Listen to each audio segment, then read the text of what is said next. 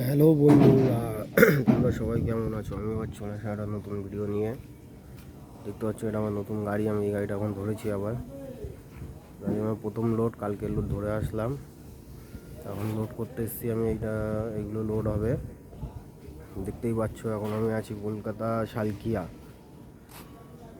শালকিয়াতে এসেছি আমি তার লোড করতে।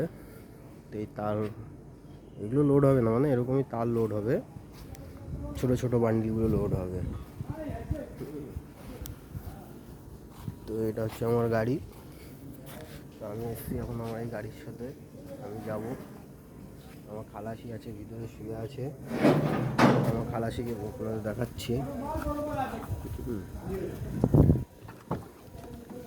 এই যে আমার খালাসি ভিতরে শুয়ে আছে।